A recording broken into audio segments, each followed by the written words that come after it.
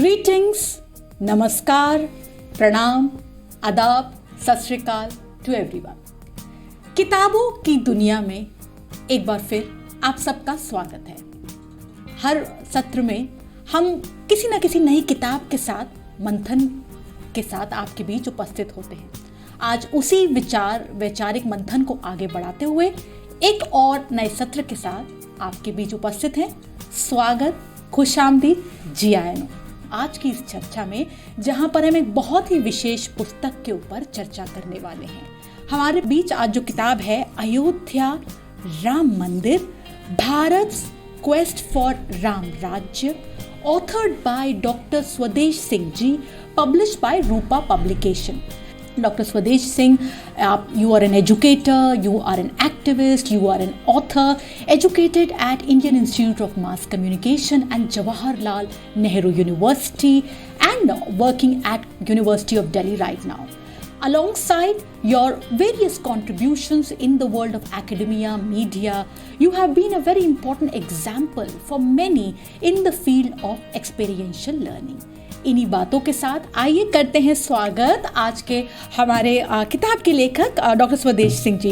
Doctor Swadesh Singh जी, नमस्कार। नमस्कार, thank you for kind words. Thank you, बहुत बहुत धन्यवाद, स्वागत आपका। और मैं सबको बताना चाहती हूँ कि ये संवाद हम दो भाषाओं में करेंगे। हम अंग्रेजी में भी बात करेंगे और हिंदी में भी बात करेंगे। Please let us know what was the inspiration for the book. इस किताब की प्रेरणा क्या थी?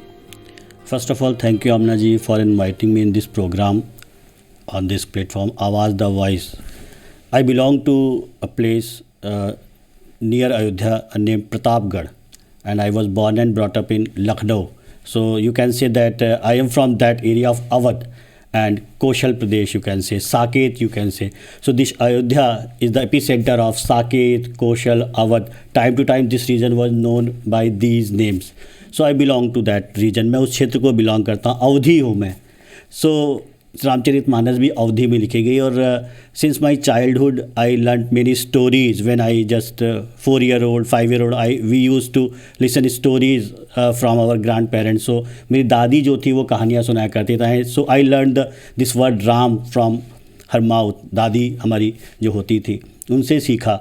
तो जब ये सारी चीज़ें होने लगी तो लगा कि क्यों नहीं, जब ये ऐसा अवसर आ रहा है कि भगवान राम आ रहे हैं after the exile of more than 500 years, तो क्यों ना ऐसे समय में, because we are teachers like you said that you are also teaching in Jamia Millia Islamia and I am also teacher in Delhi university, so why should not we contribute from our own वे।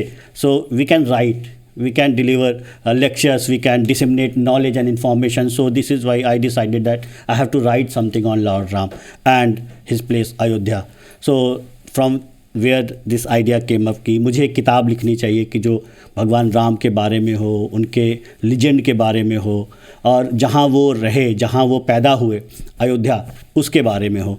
तो ये जो पूरी किताब है ये भगवान राम के बारे में है, उनके जो वनवास रहा पिछले 500 साल का उसके बारे में है, उससे पहले की जो अयोध्या है वो कैसी अयोध्या थी, लीजेंड में कैसी अयोध्या है, इतिहास में कैसी अयोध्या है। हमारे फ्रेंच और पर्शियन स्कॉलर्स और बहुत सारे अलग अलग समय पे स्कॉलर्स हुए, उनके लिटरेरी सोर्सेज में कैसी अयोध्या है, उन्होंने क्या हिस्ट्री लिखी, इसके बारे में है। And Ram doesn't belong only to India but in different part of world. जो राम है वो जाने जाते हैं, अलग अलग तरीके से पूजे जाते हैं। तो ये उनके बारे में किताब है कि राम को, आपको बताऊं, थाईलैंड के राजा को राम कहते हैं। कैरेबियंस में जब मॉरिशस में हमारे खासकर कि पूर्वी उत्तर प्रदेश और बिहार के लोग गए तो वो कैरी करके ले गए रामचरितमानस। तो वहाँ पे शाम को कैसे वो रामचरितमानस का पाठ करते हैं। आज मलेशिया, इंडोनेशिया के कल्चरल एक्टिविटीज़ का हिस्सा है कि वहाँ पे रामायण के बहुत सारे प्रसंग खेले जाते हैं, उस पर बात होती है। अंकोर वाट में अंकोर वाट जो दुनिया का सबसे बड़ा मंदिर है, वहाँ पे कैसे पूरी रामायण की कथा उकेरी गई है, वहाँ पे इसके बारे में चर्चा है। तो एक तरफ ये पूरी चर्चा है, फिर पिछले 500 साल की चर्चा है, और फिर उसके बाद जो ट्रांसफॉर्मेशन होने वाला है, as you said that Bharat quest for Ram Rajya. So Ramraj is like a welfare state, an ideal state. तो वो कैसे बन सकता है, इसके बारे में ये किताब है। बहुत ही सुंदर तरीके से स्वदेश जी ने हमें बताया है कि उनकी प्रेरणा जो थी एक शिक्षक के रूप में अच्छा लिटरेचर प्रस्तुत करना, अच्छे विचारों के सृजन के साथ साथ राम राज्य का जो आपने उल्लेख करा स्वदेश जी, मैं इसी पर आऊँगी। जब हम अभी किताब को देख रहे थे तो आपने यहाँ पर जब आप प्रभु राम को देखते हैं तो आप एक फेथ के आपने जिक्र करा है, आपने ये भी चर्चा करा है that it is like the spiritual and cultural compass. So you're looking at Lord Ram in a bigger scheme of life. आपने यहाँ इस वाली किताब में बापू राष्ट्रपिता महात्मा गांधी जी के राम राज्य का भी चर्चा किया है। एक शिक्षक के रूप में राम राज्य की आपकी परिभाषा क्या है? लुक, होता क्या है कि हमारे आपके जीवन में या किसी भी समाज में एक आदर्श होना चाहिए और हमें उसे प्राप्त करने के लिए लगातार कोशिश करनी चाहिए। तो और चूँकि हम लोग राजनीतिक विज्ञान के विद्यार्थी हैं, so we study state, so we always aspire for an ideal state. Plato has talked about ideal state, Marx has talked about commune, and Sant Raidas has talked about Bekampura. So these are ideal state, a utopia. लेकिन गांधी जी ने उसी को रामराज्य कहा। ऐसी जगह जहाँ पे सब लोग बहुत शांति से रहते थे, बहुत ही समृद्धि थी, जहाँ पे घरों में ताले नहीं लगते थे, जहाँ पे आदमी और औरत बराबर होते थे। एक ऐसी कोई कल्पना जिसकी तरफ हम सबको लगातार बढ़ना है, वो ऐसा स्टेट जहाँ पे बहुत ही समृद्धि हो, जहाँ पे समर्थ हों सब, जो सशक्त हों सब। So can we aspire for that kind of state? So in Indian context, if you see that Ramraj is that ideal state which Gandhi talked about, and there are definitely many other thinkers and authors. Lohia ji had talked about Ram and Krishna and Shiv. So बहुत सारे लोगों ने इसके ऊपर चर्चा की है। तो कैसे हम लोग उस लक्ष्य को प्राप्त कर सकते हैं, और वो लक्ष्य प्राप्त कैसे होगा कि जहाँ राम खुद हुए उस अयोध्या में, वो अयोध्या आज कैसी है, उसके आसपास का इलाका कैसा है। अगर वो इलाका ही उस तरह से समृद्ध नहीं होगा तो हम वहाँ से कोई आइडिया कैसे निकल सकता है। तो हमने जो राम के समय जो पूरा क्षेत्र रहा होगा, वो कौशल प्रदेश रहा होगा, पूरा देश रहा होगा, क्या हम वैसा ही कुछ बना सकते हैं? तो जब ये आज 22 जनवरी 2024 को जो राम अभी वहाँ पे प्राण प्रतिष्ठा होने जा रही है, उसके पहले ही अगर आप देखें, मैं अपनी रिसर्च के दौरान कई बार उस इलाके में गया और मेरा घर है, that's why again I went to that area time to time, and I found that there is a churning going on, not just at a political level, at social level, cultural level, and topmost economic level. वहाँ पे ज़मीन के दाम बहुत बढ़ गए हैं, वहाँ पे व्यापार बहुत बढ़ गया है। और सिर्फ अयोध्या में नहीं, अयोध्या के आसपास 50-100 किलोमीटर में एक आपको एक वातावरण पूरा बन गया है। If you just I will give one example. If you see that just before 22nd January, if Prime Minister Modi went to Ayodhya to inaugurate that new airport, अभी उसको इंटरनेशनल टूरिस्ट मैप पे ला दिया गया है। उसकी वजह से बहुत सारी टूरिज़्म इंडस्ट्री आ रही है। तो एक इंटरनेशनल टूरिस्ट मैप पे जब अयोध्या आ जाएगी, तो वो राम जो कैरेबियन में भी पूजे जाते हैं, वो राम जो थाईलैंड में जहाँ राजा का नाम राम है, वो राम जो इंडोनेशिया में है, वो राम जो मलेशिया में है, कंबोडिया में है, अब भारत के तो कण में है, तो वहाँ पे कितनी सारी इकोनॉमिक एक्टिविटी होगी। तो वो एक आइडियल स्टेट की तरफ हम लोग बढ़ेंगे और वो समृद्धि आएगी। और जब आम आदमी, समाज के बिल्कुल आम आदमी के पास जब संसाधन होंगे, संपत्ति होगा, सम्मान होगा, तो वो सही अर्थों में राम राज्य हो गया। उसकी शुरुआत यहाँ हो रही है। आप कहेंगे अब तक क्या था? दरअसल हुआ क्या कि जब वहाँ से राम को हटा दिया गया, जो वहाँ से कहते हैं कि जो मंदिर तोड़ दिया गया, उसके बाद जो वहाँ राम रहे ही नहीं। राम वहाँ पे टाट में रहते थे, टेंट में रहते थे, तो वो श्रीहीन हो गई, समृद्धिहीन हो गई। मीन्स अयोध्या लॉस्ट इट्स शीन। अयोध्या ने अपना जो चमक थी वो खो दी। जब अयोध्या ने अपनी चमक खो दी, तो जैसे कहीं से कोई चीज़ चमकती तो आसपास बड़े एरिया को वो प्रकाश देती है। तो वो सारा का सारा हम देखेंगे कि पूरा ईस्टर्न यूपी, बिहार, झारखंड, एक पूरा इलाका बहुत पिछड़ा है, जिसको हमारे प्राइम मिनिस्टर भी कहते हैं कि भारत का पूर्वी हिस्सा। तो अगर हमें भारत के पूर्वी हिस्से में समृद्धि लानी है, लोग एक आम आदमी तक जो बेसिक ज़रूरतें होती है, रोटी, कपड़ा, मकान, बिजली, सड़क, पानी, स्वास्थ्य, शिक्षा, रोजगार, then we have to ensure these things, and this is one example that how these things are going to turn up in coming years. तो आखिरी पंक्ति के आखिरी पंक्ति के आखिरी व्यक्ति का किस पास सुख शांति समृद्धि हो, यही है राम राज्य का एक प्रमुख स्वरूप, जिसमें आप देख रहे हैं कि आज उसको एक नई गति भी दी जा रही है। स्वदेश जी, इससे जुड़ा मेरा एक दूसरा सवाल है और यहाँ मैं एक रिसर्चर के रूप में आपके ज़रा विचारों को समझना चाहती हूँ। जब आप अयोध्या की बात करते हैं तो आपने एंशिएंट टेक्स्ट भी पढ़े हैं, आपने उसको मेडिवल और ब्रिटिश टाइम के ज़माने जो कॉन्क्वेस्ट हुई आपने वो भी समझी है। आप अवध से जुड़े हुए हैं, आपने अवध का भी जिक्र करा, आपने बताया कि कुछ नवाब टॉलरेंट भी थे, किस प्रकार से इस पूरे इशू के पीछे ऊपर। Please help us understand as a historian how easy और हाउ डिफ़िकल्ट वॉज इट, क्योंकि आपने एक इतिहास का एक बहुत लंबा, अगर मैं एंशिएंट, मेडिवल और मॉडर्न को देखूं, आपने पूरा एक लंबा दायरा बहुत लंबा दायरा आपने सफ़र किया है। So your reflections, how easy और difficult was this to use this historical methodology? देखिए, बहुत ही आसान भी था, it was very much easy and definitely difficult. Means sometimes history is related with politics. If you have that political will, so things become easier, otherwise it becomes a vicious circle. So means just take one example that in 2003 High Court directed ASI to do excavation, and that the report of that excavation became the evidence for the verdict in 2010. तो अब ये सोचना चाहिए कि क्या अगर 2010 में जो रिपोर्ट के आधार पे हाई कोर्ट ने निर्णय दिया और वही बाद में सुप्रीम कोर्ट का भी आधार बना 2019 में, तो क्या उससे पहले के कोई प्रमाण नहीं है? तो ऐसे बहुत सारे प्रमाण हैं। मैं आपको बताऊं, 1822 में वहाँ पे क्या कहते हैं, सैफुल्ला करके एक डिस्ट्रिक्ट ऑफिसर थे, उन्होंने एक डॉक्यूमेंट सबमिट किया था जिसमें उन्होंने 1822 में बताया कि राम मंदिर जो है वो एक इस मस्जिद को मस्जिद जो है वो एक मंदिर को तोड़ के बनाया गया। उसके बाद 1975 में भी एक प्रोजेक्ट हुआ ASI का, जिसमें ये बताया गया कि दरअसल वहाँ पे जो खुदाई हुई थी वो उस समय किसी कोर्ट के डायरेक्शन पे नहीं, नॉर्मली जो ASI अपने प्रोजेक्ट्स करती है उसके आधार पे वो रिपोर्ट ही दबा दी गई, उसको टेक्निकल सपोर्ट नहीं दिया गया। 2008 में बीबी लाल जी ने किताब में उसे बताया कि वहाँ पे ऐसे कई खंभे मिले जो किसी मंदिर के ही अवशेष हो सकते हैं।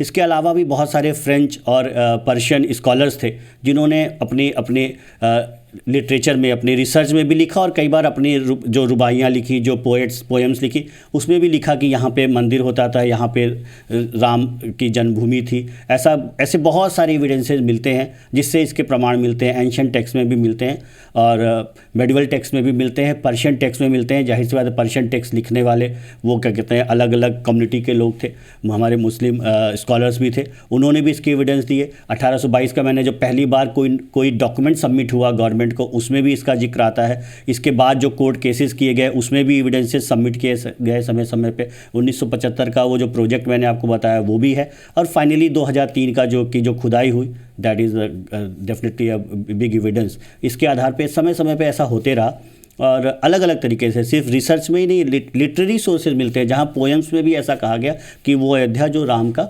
जन्म स्थान है। और ये पर्शियन में तो काफ़ी कुछ मिलता है क्योंकि मिडिवल टाइम जो है वो पर्शियन लिटरेचर से ही डोमिनेटेड है।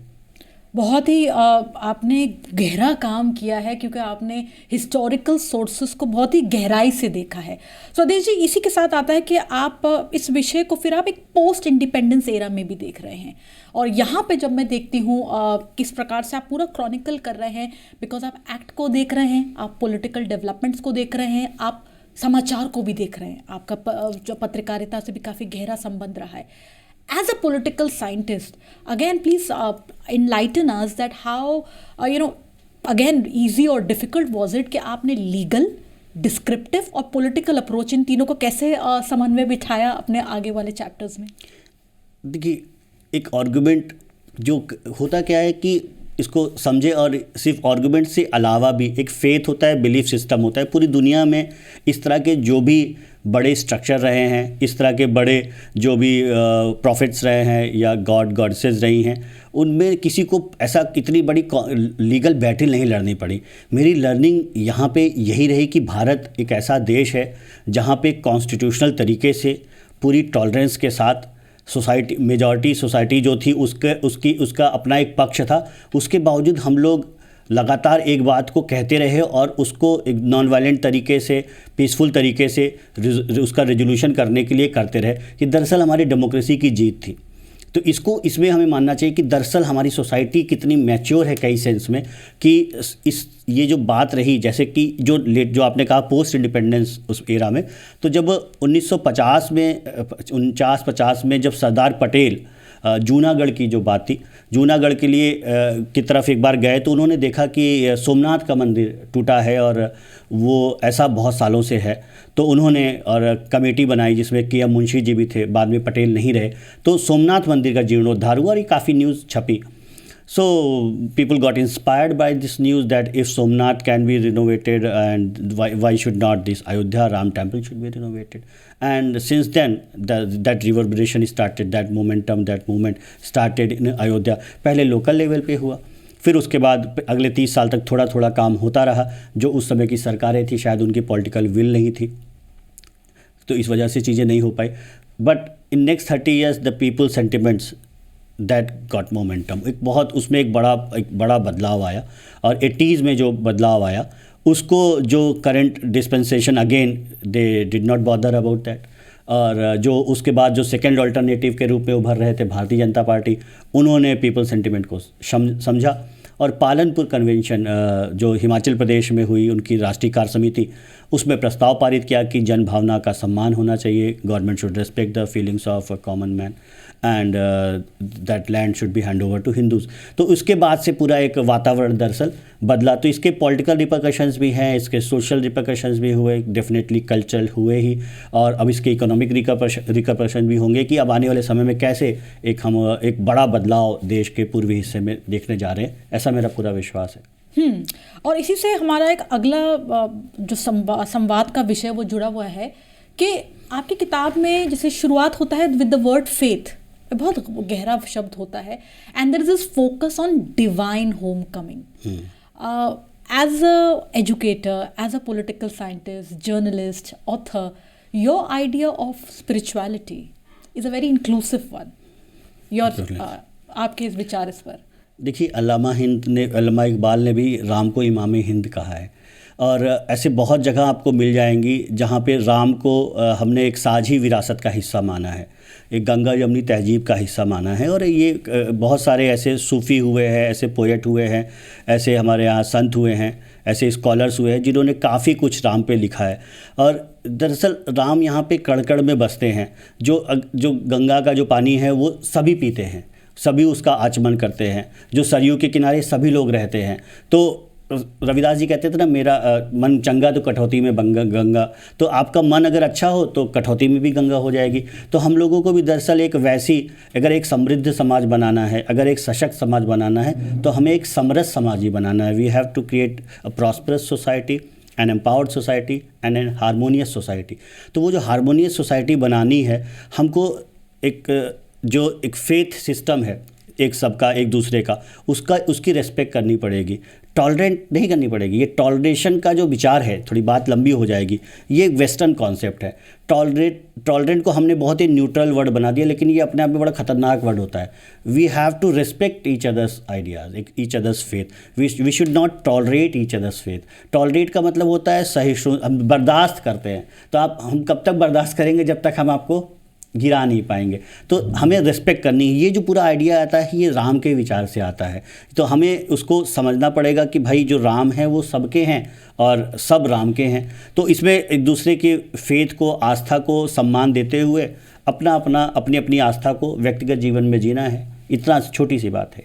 तो भारतीय मूल्य का जो विचार है, रिस्पेक्ट ऑल, उसके साथ आगे का रास्ता। ओके स्वदेश जी, बिकॉज ये जो विषय है राम राज्य, और ये विषय पर आई एम श्योर आगे भी बहुत सारी किताबें होने वाली हैं और होनी भी चाहिए। As a author, because I would like to tell everyone कि किताब बहुत बेहतरीन कर रही है, it's one of the best sellers. Swadesh ji, बधाई इसके लिए। But as a author, what would be your advice to future aspiring authors जो लिखना चाहें इस विषय पर? इसके बहुत सारे एस्पेक्ट है, जैसे आपने देखा कि, और हर चैप्टर जो है या हर बात पे एक बुक हो सकती है। जैसे कि जो सिर्फ पहला चैप्टर ही है कि जो पीछे की पूरी स्टोरी है एंशियंट टाइम्स में, मेडिवल टाइम्स में जो हिस्ट्री है कि वो अवध या साकेत, जैसे बुद्धिस्ट और जैन लिटरेचर में साकेत का जिक्र आता है, मेडिवल टाइम में क्या कहते हैं अवध का जिक्र आता है। हम लोग अवध के नवाब की बात अभी आप कर रही थी, वाजिद अली शाह वगैरह ने तो बहुत अच्छा काम भी किया लखनऊ में और इधर हमारे फैज़ाबाद में, और एंशियंट टाइम्स में भी जिक्र आता है। तो उसके ऊपर ही पूरा एक काम किया जा सकता है। फिर उसके बाद जो मेडिवल टाइम्स है उसमें जो स्ट्रगल रहा उस हिस्ट्री को भी समझना चाहिए नई लाइट में कि दरअसल वहाँ पे क्या हुआ। और पोस्ट इंडिपेंडेंस एरा में जो दरअसल आइडेंटिटी पॉलिटिक्स रही है उसको भी समझने का एक पूरा प्रयास होना चाहिए। And the most important thing is Ram Rajya means every society every civilisation has given their idea of ideal state. तो हमारा क्या होना चाहिए, क्योंकि किसी भी सोसाइटी के पास एक लक्ष्य होना चाहिए, एक बड़ा लक्ष्य होना चाहिए। लाइक अमेरिका ने लेट 19th सेंचुरी में कहा great American dream, China is talking about Chinese dream by 2048. So what should be our aim? So Ram Rajya could be that kind of phenomena. What Prime Minister is today saying that विकसित Bharat by 2047. So हमारे यहाँ प्रधानमंत्री नरेंद्र मोदी से पहले इस तरह का किसी ने 20-25 साल का लक्ष्य लेके लगातार एक ऑब्जेक्टिवली तरीके से पॉइंट बाई पॉइंट कभी सोचा नहीं। हम ज़्यादा से ज़्यादा हमने 5 साल का टारगेट लिया था, पंचवर्षीय योजना 5 ईयर प्लान, जो 52 में टारगेट कुछ और था, 57 के 5 ईयर प्लान में टारगेट कुछ हो गए। तो इस तरह से जो भी हमारे पॉलिटिकल साइंस के रिसर्च स्कॉलर्स राम राज्य के बारे में उस तरह से रिसर्च कर सकते हैं। सोशियोलॉजी के scholar they can research about the social churning which took place around this idea in this region, and definitely the scholars of history, they can discuss this idea, they can research on the historical aspect and ancient, medieval and modern। तो बहुत सारा इसमें scope है काम करने का, और definitely जो रिसर्च स्कॉलर्स हैं वो आने वाले समय में इसमें काम करेंगे। निश्चित रूप से बहुत काम होने वाला है, लेकिन आपकी जो किताब है उसने एक बड़ा महत्वपूर्ण स्तंभ ज़रूर रख दिया है। अब बधाइयाँ एक बार फिर आपको। स्वदेश जी, किताब में जब हम देखते हैं, और यहाँ पर आपका निजी विचार भी, क्योंकि आप उसी क्षेत्र से भी हैं, आपने अयोध्या की डेवलपमेंट्स को बहुत सुंदर तरीके से मैप डाउन करा है। Looking at Ayodhya's multifaceted cultural history, आपने अपने लेख में उसको treasure trove of history and spirituality भी बताया है। And so as a author, researcher, educator, what's your take on the future ahead? Future is bright, let me tell you very frankly. As I said that Ayodhya lost its sheen, and definitely it's all about faith also. But कि अयोध्या में अब जब राम लौट रहे हैं तो, और जो मेरा ऐसा मानना है कि अब एक पूरा एक चैप्टर क्लोज हो रहा है कि जो एक लंबे समय से चल रहा था, पिछले कई सालों से, 100 सालों से, अब उसको क्लोज करके हमें दरअसल समृद्धि के रास्ते पे चलना चाहिए, प्रॉस्पेरिटी के रास्ते पे चलना चाहिए, गवर्नेंस के रास्ते पे हम चल रहे हैं लगातार, और उसके अभी रिजल्ट्स भी अच्छे आ रहे हैं। सो हमें भी फ्यूचर में कुछ ऐसा ही एक पीसफुल, हारमोनियस सोसाइटी कैसे बनेगी, जैसे कि आप तो पॉलिटिकल साइंस पढ़ाती हैं तो आपको पता होगा कि लिबर्टी, इक्वलिटी, फ्रैटर्निटी, ये एक बहुत यूनिवर्सल आइडिया है। तो लिबर्टी एंड इक्वलिटी पे तो बहुत बात होती है, काम हुआ है, बट व्हाट अबाउट फ्रैटर्निटी, बंधुत्व?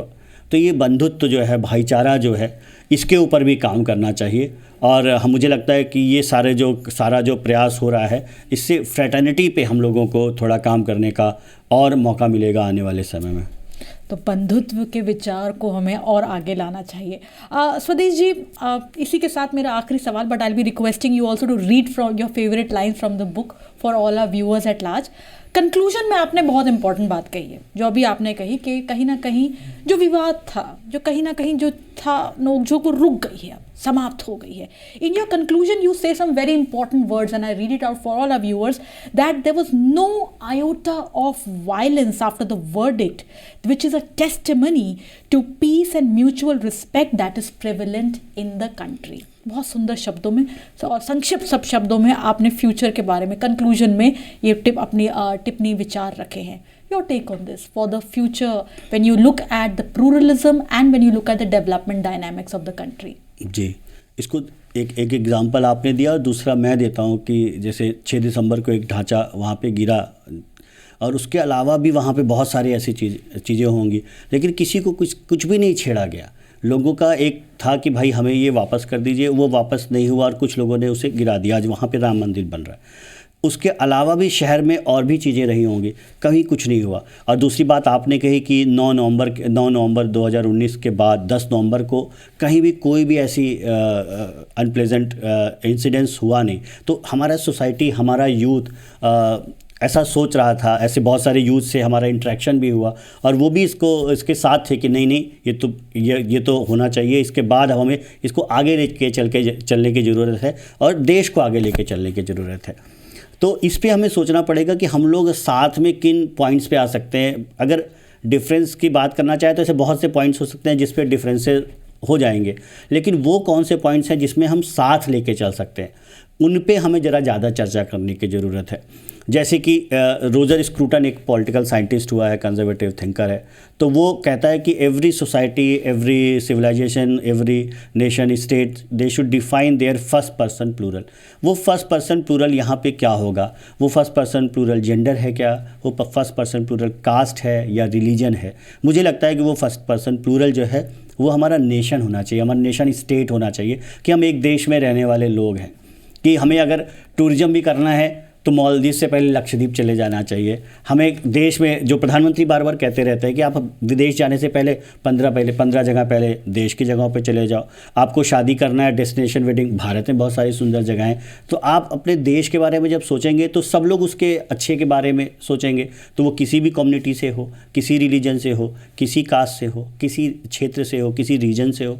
तो ये हमें अपने फर्स्ट पर्सन प्लूरल को डिफ़ाइन करना चाहिए और उसको एक टारगेट बना के अगले 10-20 साल का जो टारगेट हो उस पे चलना चाहिए। मुझे ऐसा लगता है कि एक हम वो थ्रेशोल्ड क्रॉस कर चुके हैं कि एक साइजेबल नंबर यूथ का जो है वो दरअसल इसी फ्यूचरिस्टिक वे में सोच रहा है कि दरअसल उसे स्टार्टअप चाहिए, उसे जॉब चाहिए, उसे एजुकेशन चाहिए, उसे वाईफाई चाहिए। रोटी कपड़ा मकान के साथ वाईफाई बहुत ज़रूरी हो गया आज के नई जनरेशन के लिए। तो वो नए तरीके से सोच रहा है जो इंस्टाग्राम जनरेशन है। उसको उसकी फेथ उसके लिए बहुत इंपॉर्टेंट है। उसके साथ उसको डेवलपमेंट चाहिए, गवर्नेंस चाहिए, करप्शन नहीं चाहिए। और ये सब वो जिस लीडरशिप में लेता है उसको वो चुन रहा है। तो ये हमारा फ्यूचर है और डेफिनेटली विद यूथ हमारा फ्यूचर बहुत ही सेफ हैंड्स में है और यही हमारे राम राज्य की कल्पना है। बहुत सुंदर। तो देश की समृद्धि, देश की तरक्की के साथ ही राम राज्य की सही परिभाषा और देश की तरक्की और देश की समृद्धि के साथ ही सबको अपने साथ परिभाषित करना चाहिए। स्वदेश जी, अंत में मैं आपसे रिक्वेस्ट करूंगी कि आप अपनी सुंदर किताब से आपकी जो फेवरेट लाइंस हैं प्लीज़। सो यस, हम हैं इस समय आवाज़ द वॉइस में और इस समय हमारी जो चर्चा है, और मैंने आपसे कहा था 2 शिक्षकों के बीच की चर्चा है, विचारों के सृजन में मंथन निस्संदेह बहुत सुंदर होने वाला है। और अब चर्चा के अंत में मैं हमारे साथी डॉक्टर स्वदेश सिंह जी से रिक्वेस्ट कर रही हूँ कि आपकी जो फेवरेट लाइन्स है for our viewers at large. Favourite किसी भी ऑथर के लिए इस पूरी किताब के एक बार फेवरेट होता है, लेकिन मुझे उसका लास्ट पैराग्राफ जो है बुक का, मैं सिर्फ वो पढ़ देता हूँ और शायद उससे सिर्फ राम का ही नहीं, इस राष्ट्र का, इस देश का और कितना महान ये देश है, यहाँ के लोग हैं महान, ये पता चलता है। The judgment and the resultant victory for Indians has also shown to the world that complex issues can be solved through democratic and constitutional method. The fact that there has been not even an iota of violence after the historic judgment of the Supreme Court is a testimony to the peace and mutual respect that is prevalent in the country. This peace and mutual respect is also regarded as one of the chief traits of the Ram Raj. It would not be futile to expect that these tenets of Ram Raj further develop in Indian society and lead to a more prosperous and developed country marked by equality, mutual respect and tolerance for all. बहुत बहुत धन्यवाद, शुक्रिया। Doctor Swadesh Singh जी, शुक्रिया, धन्यवाद और आपको एक बार फिर बहुत बहुत साधुवाद, बहुत बहुत शुभकामनाएं, दिली मुबारकबाद आपकी किताब के लिए। आप इसी प्रकार से खूब शिक्षा के साथ, विचारों के साथ अच्छा लिखते रहिए और हमारी ये किताबों के साथ चर्चा आगे बढ़ती रहे, इसी प्रकार से बैठकें भी लगती रहें, हमारी यही शुभकामना है, यही मनोकामना है। बहुत बहुत धन्यवाद आप सबका, बहुत बहुत धन्यवाद for joining us for this very interesting book discussion. We look forward to your very positive encouraging feedback in the comment section in the comment section. Thank you. Jai Hind, Jai Bharat.